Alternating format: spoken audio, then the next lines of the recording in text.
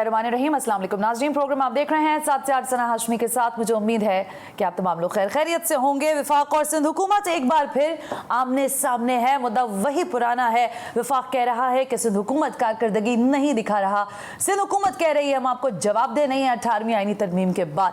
ये सारे सिलसिले तवालत का शिकार होते जा रहे हैं। आज जबकि हमें मालूम है कि 30 MPs हैं पाकिस्तान तहरीक इंसाफ के और 199 MPs हैं पाकिस्तान पीपल्स पार्टी के, लेकिन ये दोनों ही हमें बिल्कुल आमने सामने दिखाई दे रहे हैं। कराची में, अगर कराची की मैं बात करूं तो एक्सपो सेंटर कराची में एक और नया स्कैंडल सामने आ गया। एक तो कोरोना तो मौजूद है ही है, उसके साथ साथ वैक्सीन आ गई तो शुक्र अदा किया, लेकिन अब ये पता चला कि जाली सर्टिफिकेट्स भी नजर आ रहे हैं। तो सिंध हुकूमत आखिर क्या वाकई कारकर्दगी में 0/0 है या नहीं? और अगर विफाक की बातें कह रही है, यानी कि आज जब फवाद चौधरी साहब ये सारे इल्जामात लगा रहे थे सिंध हुकूमत पर, तो इसमें किस हद तक सदाकत है और फिर सिंध हुकूमत क्या कहती है, विफाक का इस पर क्या मौकिफ है, ये आज के प्रोग्राम में हम यकीनन इस पर बात करेंगे। एक और अहम तरीन मामला, कुछ ऑडियोज मुझे मौसूल हुई हैं वालिदैन की जो कि तशवीशनाक हैं। क्या है उन ऑडियोज में, वालिदैन क्या कहना चाहते हैं, स्कूल्स के हवाले से भी आज के प्रोग्राम में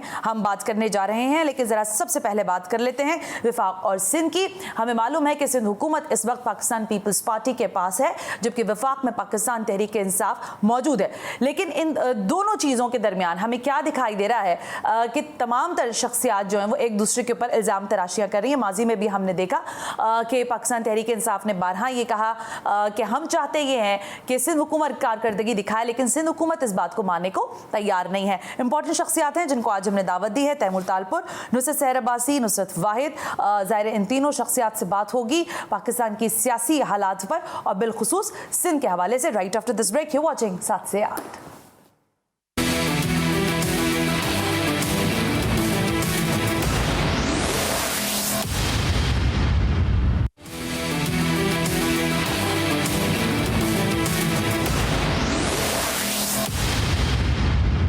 वेलकम बैक नाज़रीन, हम ब्रेक पर थे और ब्रेक पे जाने से पहले मैंने आपसे कहा कि आज जरा इस इंपॉर्टेंट मुद्दे पर दोबारा बात करते हैं कि क्या हुआ है, विफाक को एक मरतबा फिर सिंध हुकूमत से क्यों शिकायत पैदा हो गई हैं। तैमूर तालपुर रहनुमा है पाकिस्तान पीपल्स पार्टी के, हमारे साथ मौजूद हैं। नुसरत सहर अब्बासी रहनुमा है GGA की और ज़ाहिर इत्तेहादी हैं विफाक में पाकिस्तान तहरीक इंसाफ की। उसके साथ साथ MNA PTI नुसरत वाहिद ने भी हमें ज्वाइन किया via Skype. Thank you very much, आप तमाम लोगों का बहुत शुक्रिया। जरा बात का आगाज मैं करना चाहूंगी नुसरत वाहिद साहिबा आपसे, क्या बुराई नजर आ रही है आप लोगों को? क्या वाकई सिंध हुकूमत काम नहीं कर रही है? बहुत शुक्रिया अपने प्रोग्राम में मुझे इनवाइट करने का। देखें, काम तो ये बहुत बड़े बड़े जिसे कहते हैं दावे करते हैं कि हमने ये कर दिया और हमने ये कर दिया, और आप उसमें देखें कि इनके एक्सपो सेंटर से लोग पकड़े गए हैं, उनको गिरफ्तार भी कर लिया गया है कि वो 2-2 हज़ार रुपये लेके और लोगों को वैक्सीन लगा रहे हैं, लगा नहीं रहे, मतलब उनको सिर्फ सर्टिफिकेट दे रहे हैं वैक्सीन लगाए बगैर 2,000 रुपये लेके। और इसमें एक साहब फौत हो गए, उनका भी नाम इसमें शामिल था, 1 महीने पहले वो फौत हो चुके हैं। तो ये कारकर्दगी इनकी, इनको वैक्सीन फराम की है फेडरेशन ने, एक्सपो सेंटर फेडरेशन का, बाकी तमाम चीज़ें फेडरेशन के उससे करें, इनको सिर्फ इंजेक्शन लगाने हैं, वैक्सीन लगानी है, वो भी इस तरह परफॉर्म नहीं कर पा रहे। इन पे लोग बेईमानी कर रहे हैं और जो रिपोर्ट मुझे मिली उसके हिसाब से तो बहुत सीनियर लोग हैं जो बेईमानी कर रहे हैं। तो ये तो बहुत ही अफसोसनाक बात है। ये सिर्फ एक नहीं, ये जो आज फवाद चौधरी साहब ने, नुसरत साहिबा, जब ये कहा कि सिंध हुकूमत जो है वो मुराद अली शाह थोड़ी ना चला रहे हैं, ये तो जरदारी साहब चला रहे हैं, ये आप लोगों को कैसे पता चला कि जरदारी साहब चला रहे हैं या कौन चला रहा है? देखिए, ये लोग आज तक भी जब उनका नाम बुलाते हैं तो उनको कहते हैं सदर जरदारी, चेयरमैन बिलावल भुट्टो। तो चेयरमैन तो है ना उनके, माशाल्लाह प्राइम मिनिस्टर हैं इमरान खान, लेकिन इनके आप लहजे देखें, इनकी बातें देखें, किस तरह ये कर रहे होते हैं। तब भी इन लोगों ने प्राइम मिनिस्टर इमरान खान कह के नाम नहीं लिया।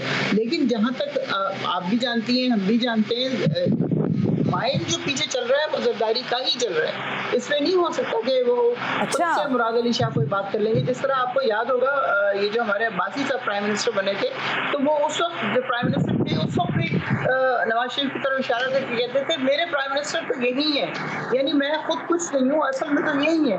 तो इसी तरह मुराद अली शाह साहब भी असल में खुद से कुछ भी नहीं कर रहे होते। सारी जो इंस्ट्रक्शन आ रही है, चले जरा तैमूर से पूछते हैं ना, फिर मैं आगे चलती हूँ। नुसरत, ओके, वाकई तैमूर साहब, आपकी गवर्नमेंट जो है वो जरदारी साहब चला रहे हैं, जिनके पास कोई पोर्टफोलियो ही नहीं है गवर्नमेंट चलाने का। तैमूर तालपुर, नहीं पड़ता है नुसरत एक मिनट रुकिएगा, तैमूर से इसका मैं फीडबैक ले लूं। जी तैमूर साहब। थैंक यू वेरी मच सना। एक तो I could not here what Abbasi साहिबा वाज सेइंग, मुझे उनकी आवाज़ बिल्कुल नहीं आ रही थी, बिल्कुल ब्लॉक थी आवाज़। बट आपने जो सवाल किया, मैं इसको फिक्स करवाती हूँ।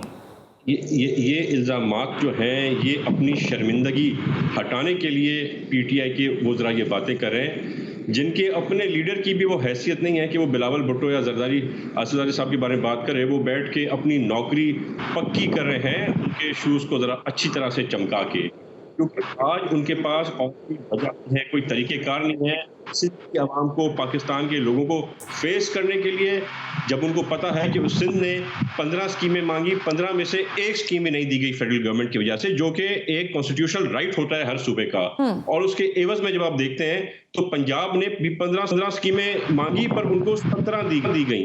उनको जो बजट उन्होंने मांगा उससे 2 बिलियन एक्स्ट्रा खर्चों के लिए दिए गए। मेरी बात सुने ना, आज फवादी में वो चलाऊंगी तो फिर सारा एयर टाइम मेरा खत्म हो जाएगा, इसलिए मैंने बहुत शॉर्ट ही चलाया। फवाद साहब एक मिनट, तैमूर मेरी सुनिएगा, तैमूर मेरी सुनिएगा। पंजाब को दिए 32 अरब और फिर आपने दिया 42 अरब केपीके को।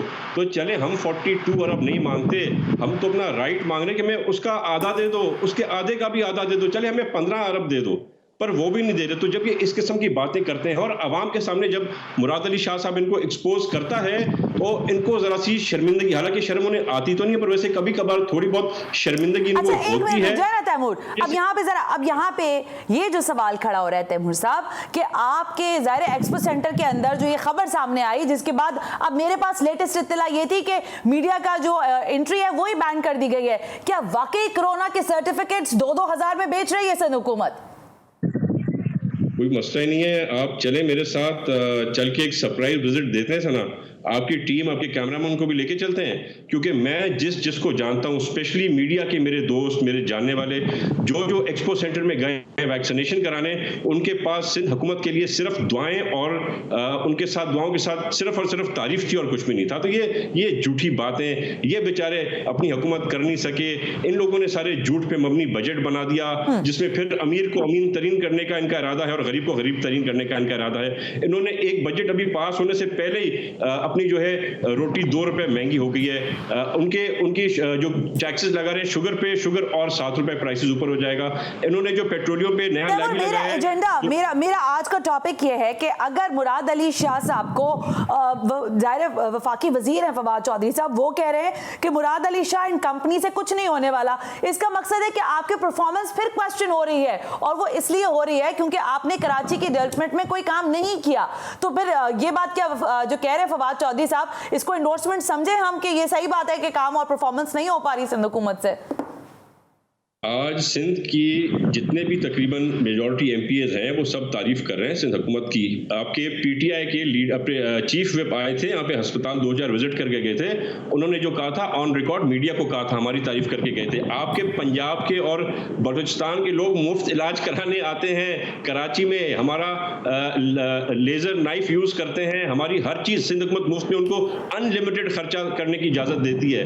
और ऊपर से अगर आप पीटीआई में देखेंगे तो you hear what their MPs say about their own chief minister बोरसदार। Look at सिंध, जहां पर उनके MPs 2 लोग जो सच्चे सिंधी थे, सिंध के सपूत बेटे थे, उन लोगों ने इस मनूस पार्टी को छोड़ के they've come and joined Pakistan Peoples Party. या सब क्या बात करें। मैं वापस आती हूँ तैमूर, मैं आपके पास वापस आती हूँ। ज़रा जब जीडीए की बात होती है तो सिंध की नुमाइंदगी भी वहां से हो रही होती है। नुसरत सहर अब्बासी साहिबा, सिंध हुकूमत कह रही है हम काम कर करके थक भी जाए ना तो इन्होंने हमारी तारीफ नहीं करनी। आप लोग भी उनके इत्तेहादी बन के ये बात कर रहे हैं, लेकिन अगर इत्तेहादी इतने ही अच्छे हैं तो उनको फंड्स क्यों नहीं मिले डेवलपमेंट के लिए? नुसरत सहर अब्बासी, नुसरत साहिबा, आवाज आ रही है आपको मेरी?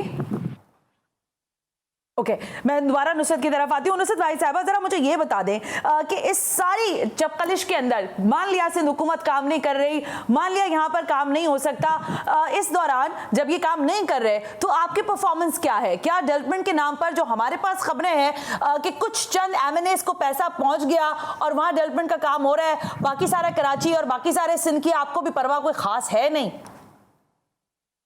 देखिए, ये बिल्कुल इस तरह की बात नहीं है। हमारे MNA ज्यादातर कराची के हैं, 14 MNAs हैं, आपको पता है, और 14 के 14 को मिल गए हैं फंड, और 15 करोड़ पिछले वाले, लेकिन अभी जो नए फंड हैं वो उनको अभी नहीं हुए, बजट के बाद उनको मिलेंगे।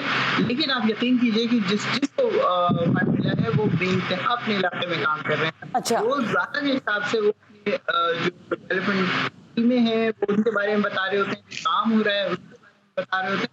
ऐसा नहीं है कि काम नहीं कर रहे या नहीं करे। हमारे एक दो अप्लीकेशन हैं जो इनके अंदर से, जैसे लालमाई साहब हैं और दो और हैं जयप्रकाश वगैरह, उनको अभी पूरा खाना पानी मिला है, जैसे मिलेगा वैसे वो काम शुरू। आपकी आवाज में थोड़ी डिस्टॉर्शन आ रही है नुसरत, मैं इसको फिक्स करवाती हूँ। तैमूर, आर्टिकल 140A की बात हो रही है, आर्टिकल 148 की बात हो रही है। अगर इसके अगर ये अप्लाई होता है, जो कि बिल्कुल कानून के मुताबिक होगा, तो इसका मकसद है कि बल्दियाती इलेक्शंस भी करने हैं, फिर ट्रांसफर ऑफ पावर की बात भी होनी है। तो क्या आप लोग इसके लिए तैयार नहीं है, या आप ये नहीं चाहते कि बल्दियाती निज़ाम जो है वो स्ट्रेंथनाइज हो, क्योंकि आगे मॉनसून शुरू होगा और फिर वही सारी अफरा तफरी शुरू होगी, सड़कें बनी हुई नहीं होंगी, पानी खड़ा हो जाएगा, सिंध हुकूमत ज़ाहिर वादे दावे सारे पानी में बहना शुरू हो जाएंगे। तो क्यों नहीं 140A और 148 के हवाले से आप लोग काम करने देना चाहते हैं? हम काम करना देना चाहते हैं, लोकल बॉडी इलेक्शंस भी चाहते हैं, और हम क्यों ना चाहेंगे। पूरा सिंध तो वैसे ही स्वीप करना है। आपने देख लिया जहां जहां इलेक्शन हुई है, चाहे वो पीपल्स पार्टी की पुरानी सीटों हो, या वो MQM की सीटें हो, या फिर वो PTI की सीटें हो, सारी पीपल्स पार्टी ने तो जीती हैं और जीती हैं। तो हम चाहते हैं कि पहले प्रॉपर जो हमारा सेंसस की जो हमारा राइट है, जो हमारी डिमांड है, उन सेंसस के मुताबिक हमें अपने राइट्स मिलने चाहिए, और उन्हीं सेंसस के मुताबिक हमें इलेक्शंस कराने चाहिए लोकल बॉडीज के, जो कि शुरू में इमरान खान ने हमसे वादा किया था, और MQM जो इनके एलाइज, उन्होंने कहा था कि अगर सेंसस नहीं हुए तो हम हुकूमत छोड़ देंगे। तो आज तो पता नहीं कितने 100 दिन हो गए, उनको हुकूमत बहुत पहले छोड़ देनी चाहिए थी, जब इमरान खान ने इस चीज को फिर से इंतजार कर रहे हैं कि सेंसस हो, हम आए। पीपल्स पार्टी ने तो वैसे भी आपको पता है खुले दिल से हर किसी की खिदमत की है। हमने तो आंखें बंद करके लोगों को नौकरियां दी हैं। मेरी बहन यहाँ पे आपके साथ बैठी है, नुसरत सहर साहिबा, मैंने अपनी गवर्नमेंट में इनके हस्बैंड को जॉब दिलाई थी, and her husband is still in the service in the government of Sindh. तो हम तो हर किसी की खिदमत करते हैं बगैर पॉलिटिकल राइवलरी के, बगैर ये अगर मैं आपसे ये कहूं, देखिए अभी तक की जब हम बात कर रहे हैं, जब मैं और आप बात कर रहे हैं, तो ये बहुत ज्यादा बाज़गश्त है। आप यकीन करें, सोशल मीडिया तो भरा पड़ा है इस बात पर कि सिंध हुकूमत जो है, अगर वो वैक्सीन सर्टिफिकेट 2000 में बांट रही है तो वो इससे इतना कमा लेगी। ये करप्शन का दाग आपके जो दामन पर लगा हुआ है, ये कैसे धोएंगे आप? क्योंकि इसको धोने के चक्कर में कादिर मंदोखेल साहब को थप्पड़ पड़ चुका है, आप ही के MNA को। ये करप्शन कैसे इससे बाहर निकलेंगे सर? जी, एक तो मैंने आपने मुझे याद दिलाया तो बहुत ही गलत वाकया था, बहुत ही दिल दुखाने वाली बात थी, जब एक औरत तो खैर अब पता नहीं किस किस्म की औरत, ने हाथ उठाया एक आदमी के ऊपर बगैर किसी वजह के। ना उसने कोई गलत बात की थी, बल्कि जो बातें फिरदौस आशिक अवान ने की थी उसकी 20% भी बदतमीजी नहीं की। मेरे ख्याल से अगर कोई और आदमी होता उस वक्त मंदोखेल की जगह पर, तो मैडम को सबक सिखा देता, उनको अच्छी तरह से जवाब देता। बहुत दिल दुखाने वाला ही वाकया था। बाकी रही बात करप्शन की, तो हमें अपने दाग धोने की जरूरत नहीं है, क्योंकि हमारे आपको दाग अच्छे लगते हैं, जब से इमरान खान की एक करप्ट तरीन हुकूमत आई है, तो लोग दुआ कर रहे हैं कि काश फिर से पीपल्स पार्टी की हुकूमत आ जाए, फिर से वही प्राइस हो, फिर से वही इन्फ्लेशन का लो लेवल हो, फिर से आपकी आटा चीनी की कीमतें नीचे हो। वो पीपल आर नाउ क्रेविंग कि काश हमें फिर पीपल्स पार्टी की हुकूमत एक बार मिल जाए। अच्छा नुसरत साहिबा, आप लोग करप्शन कर रहे हैं ऐसा कहना है तैमूर तालपुर साहब का, क्योंकि कह रहे हैं कि लोग दुआएं मांग रहे हैं कि वापस खुदा करे कि पीपल्स पार्टी की हुकूमत आ जाए। वाकई क्या करप्शन हो रही है? और ये करप्शन के चक्कर में आप लोग सिंध की आवाम के एहसासात और जज्बात से कब तक खेलते रहेंगे? बिल्कुल, मैं इस बात को डिनाई करती हूँ कि हमारी पार्टी में कोई करप्शन हो रही है। खुदा ना खास्ता, जितना पैसा गवर्नर साहब को मिला है, या जितना पैसा जिसको भी मिला है हमारे MNA से, सब बेइंतहा काम कर रहे हैं। आपने देखा है किस तरह आप अगर चली जाए, जिस तरह में हमारे सैफला नैजी साहब हैं, वो जिस तरह काम करवा रहे हैं अपने इलाके में, रोजाना वो दिखा रहे होते हैं कि कहाँ पे कौन सी सड़क बनी, कहाँ पे कौन नुसरत, बुरा ना मानिएगा, एक बात कहूं आपको, अभी मैंने इंट्रो में कहा कि लगभग 30 तो आपके एमपीएज हैं यहाँ पर और 14 एमएनएज हैं। आज 2 एमएनएज आए हुए थे, 2 वुज़रा आए हुए थे, तो एक एमपीए बात करने को तैयार नहीं थे। ये क्या पॉलिसी है? कि पूरे शहर का आप लोगों ने दौरा करवा के क्या मतलब ये कुछ खास किस्म की स्ट्रैटेजी पे चल रहे हैं पाकिस्तान तहरीक इंसाफ कराची के हवाले से बिलखुसूस? समझ नहीं आई कहाँ पे आए हुए थे 2? आज आपके 2 वफाकी वुज़रा शहर कराची में मौजूद हैं। एक फवाद चौधरी साहब हैं, असद उमर साहब भी हैं और फिर उनके साथ साथ मालूमात के मुताबिक ज़ाहिर अली जैदी भी कराची में ही हैं। तो सारी की सारी पीटीआई की टीम जो है वो उनको प्रोटोकॉल देने में लगी हुई है, रादर कि अपनी चीज़ों के बारे में लोगों तक इंफॉर्मेशन पहुंचाए। देखिए, लोगों तक तो इंफॉर्मेशन व्हाट्सएप हमारे इतने ज्यादा है कि मतलब 1000 कम से कम ग्रुप मेरे पास है, रोज व्हाट्सएप पर हुकूमत चल रही है नुसरत, व्हाट्सएप पर तो नहीं होती ना। ये प्लेटफॉर्म्स हैं जहां पर आकर आपको बताना पड़ता है कि आपकी परफॉर्मेंस क्या है, आप जो इल्जामात लगा रहे हैं उसमें कितनी सदाकत है। एक मीडिया है जिसके थ्रू लोगों को पता चल रहा होता है। अदरवाइज आपको पता है प्रेस कॉन्फ्रेंस अली जैदी साहब कर रहे थे, आज फवाद चौधरी साहब कर रहे थे, तो असद उमर तो बात करते ही रहते हैं। तो नहीं है कि लोगों को इन्फॉर्म नहीं किया जाता है, कि लोगों को बताया नहीं जाता अपने काम के बारे में। भी कहना कि पीटीआई की हुकूमत करप्शन कर रही है, इंतहाई मेरे ख्याल में गैर जिम्मेदाराना बात है। जब तक आपके पास आप इस तरह की बात ना करें। इनके तो प्रूफ मैं दे सकती हूँ कि इनको कोरोना में 1 अरब 20 करोड़ रुपए मिले जो लोगों में बांटे थे। वो पैसे कहाँ गए, किसके पास गए, पता नहीं। पैसे आए और गायब हो गए। फरमाती है सुबह हमने बांट दिए लोगों को, हम बताना चाहते थे कि किसको दे रहे हैं। उनके बाद अगर आप अपनी जेब से दे रहे हैं तो बात नहीं, लेकिन जब आप अपनी जेब से नहीं दे रहे तो आप कैसे बात दे सकते हैं? किसी भी दुकान से खरीदे होंगे, किसी भी ट्रक में लाते होंगे, 3,20,000 पैकेट बनते हैं अगर 2.5 होते, तो कहीं किसी का पता नहीं है। इसी तरह पैसा इनको दिया जाता है सुबह की मद में। सुबह जब 80 आप लोग पैसा खा जाते हैं। तैमूर साहब देखें, ये बात फवाद चौधरी साहब भी आज कह रहे थे, नुसरत भी यही बात कह रही है। एक तो आप पैसा मांगते रहते हैं, जब आपको पैसा मिल जाता है वो चीज बिल्कुल अलग है।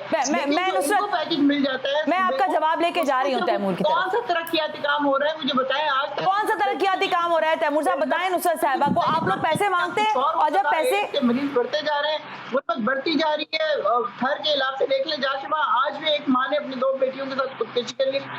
ये चीजें इतनी नॉर्मल है इन लोगों के लिए, फर्क ही नहीं पड़ता कौन मर गया कौन जी गया, किसको खाना मिला किसको नहीं मिला।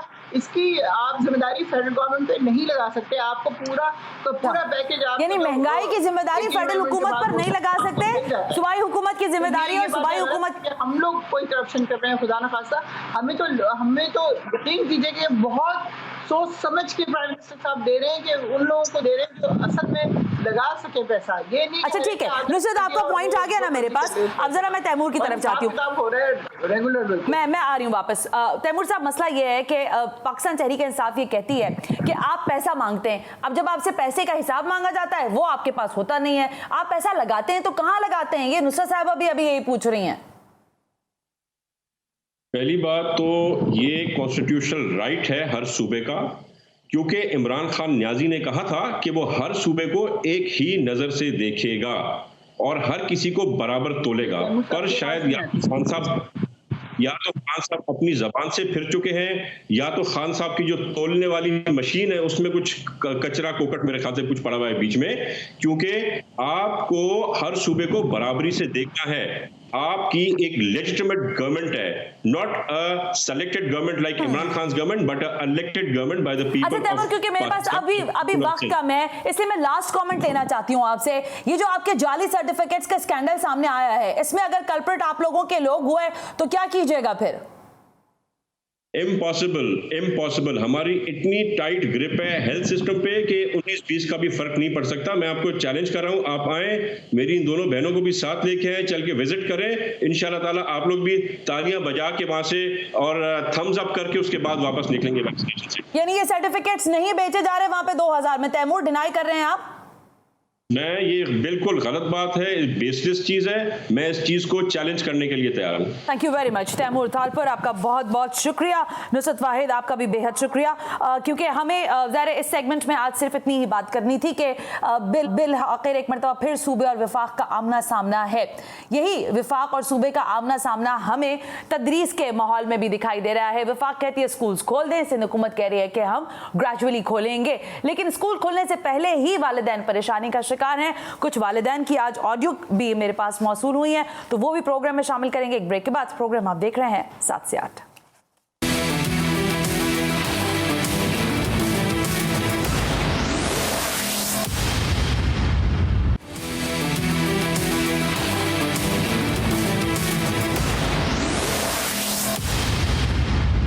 वेलकम बैक नाज़रीन। आज के इस प्रोग्राम में ये जो सेगमेंट मैं करने जा रही हूँ ये बिलखुसूस आवाम के पुरजोर इसरार पर हो रहा है, क्योंकि इतनी कॉल्स और इतने इनबॉक्सेस आपने कर दिए थे कि मुझे लामुहाला इस पर एक मरतबा फिर बात करनी पड़ी, और वो है स्कूल फीस का मामला, स्कूल के खुलने का मामला और स्कूल इंतज़ामिया के हवाले से वालिदैन के जो खदशात हैं कोविड के दिनों के, उस पर बात करने के लिए इंपॉर्टेंट शख्सियात हैं जिन्होंने मुझे ज्वाइन किया। Mudarrab Jafri, all Sindh parents association के जनरल सेक्रेटरी हैं, sir thank you very much. Via Skype मुझे ज्वाइन करने जा रहे हैं Tariq Shah, chairman all private school management association.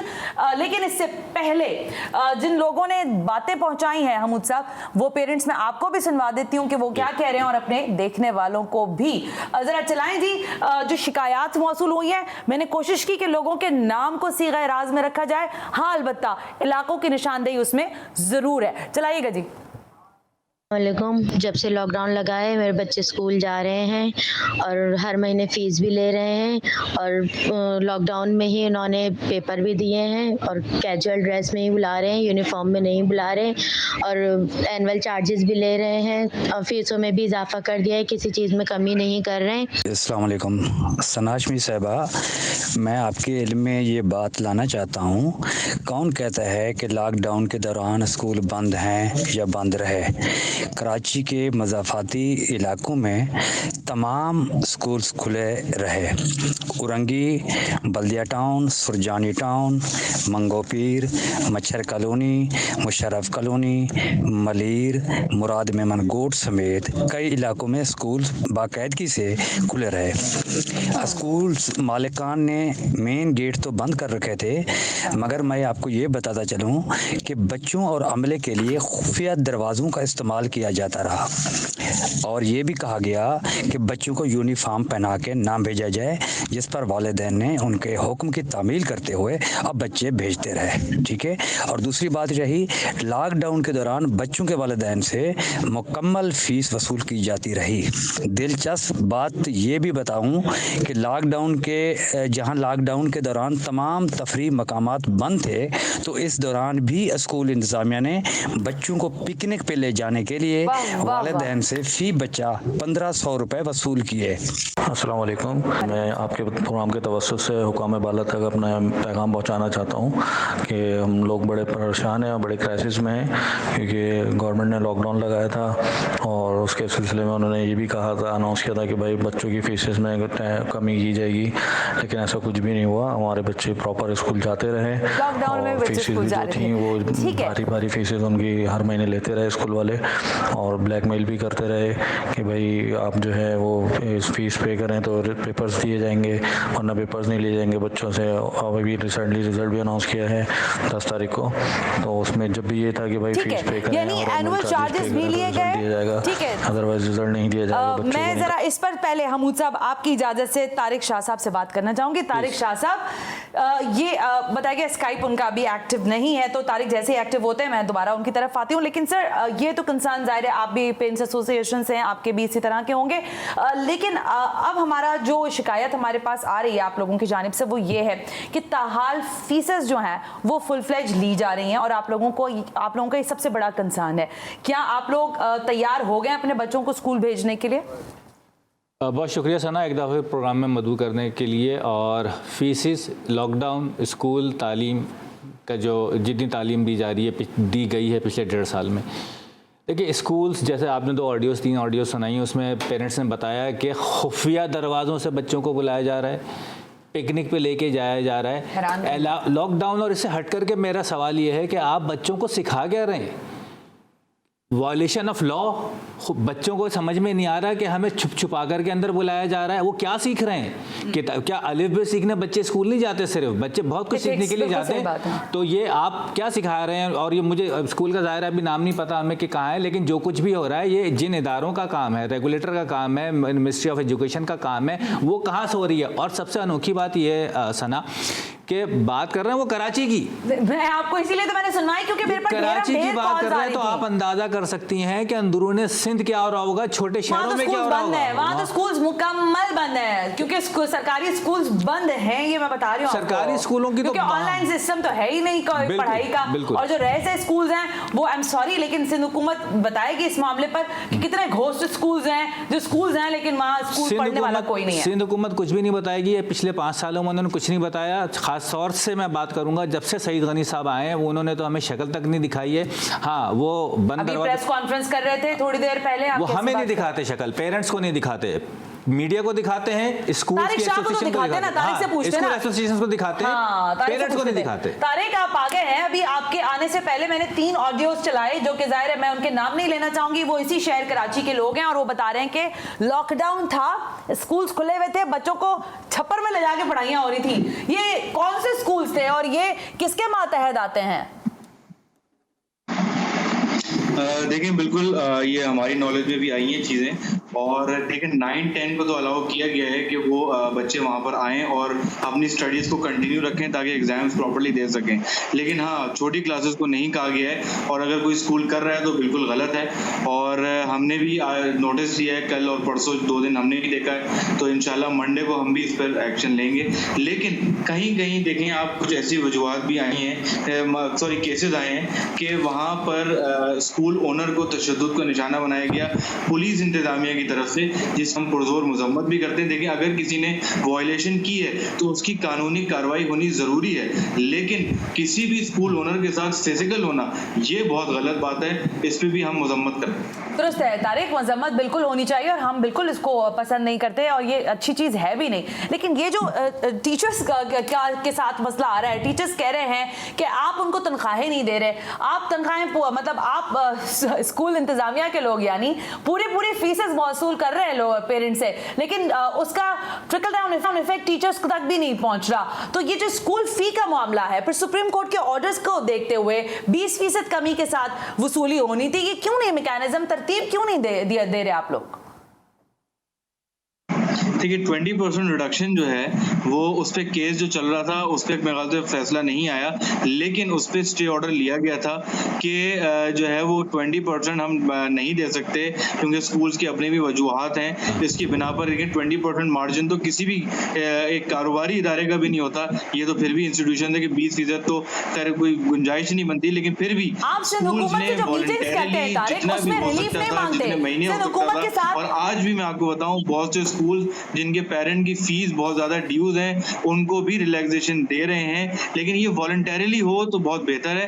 By force ये मैं आपको बताऊं कोई स्कूल नहीं कर सकता, क्योंकि जिसके पास बजट होता है वो कर जाता है, लेकिन जिसके पास नहीं है वो नहीं कर पाता। लेकिन दूसरे एंड पर जहाँ टीचर्स की तनख्वाहों की बात है, अगर कोई स्कूल 100% 80% फी रिकवर कर रहा है और वो तनख्वाहें नहीं दे रहा है तो वो गलत कर रहा है। ये मैं आपके चैनल पर भी कहूंगा। और ऐसे बहुत सारे टीचर्स हैं जो सामने आ नहीं सकते, लेकिन वो ये बात कह रहे हैं। तारिक, मैं किसी दिन उनके क्लिप्स भी चला दूंगी, ऑडियो क्लिप्स हमें सुनने में आए हैं। अच्छा तारिक, 1 मिनट दीजिएगा मुझे, तारिक 1 मिनट दीजिएगा। रिकवर नहीं हो रही है। ओके तारिक, हमूद साहब, ये जो 20% की बात हुई थी, आप लोग इसी पे स्टिक हैं। वो कह रहे हैं कि जी ये तो हमने सुप्रीम कोर्ट में स्टे ले लिया था इस मामले पर। तारिक भी गलत कह रहे हैं, और 20% का जो रिलीफ था वो भी फॉर द टाइम बीइंग था, जो अप्रैल 2020 से लेके अक्टूबर 2020 तक दिया गया था। उसके बाद नोटिफिकेशन के बाद उसको ख़त्म कर दिया गया था। मुझे हैरत है, तारिक कह रहे हैं कि स्टे ले लिया गया था। आज तक स्कूल को किसी भी कोर्ट से इतना सा भी रिलीफ नहीं मिला। हर जगह इन्होंने मुँह की खाई है, कभी भी ना स्टे मिला है ना कोई इनके हक में फैसला आया है। मुझे थोड़ी सी बात करने दीजिएगा, मेरे पास काफ़ी सारी बातें जमा हो गई हैं। किसने दिया था? आप किसका तारिक, किसका बोल रहे हैं?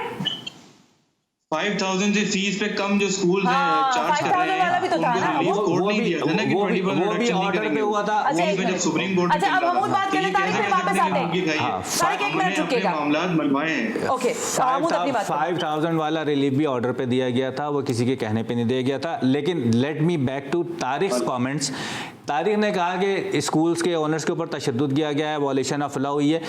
मैं भी मजम्मत करता हूँ अगर किसी भी स्कूल के टीचिंग या नॉन टीचिंग स्टाफ के ख़िलाफ़ अगर कोई तशद्दुद हुआ है। वायलेशन ऑफ लॉ खाली तशद्दुद पे ही होता है क्या तारिक?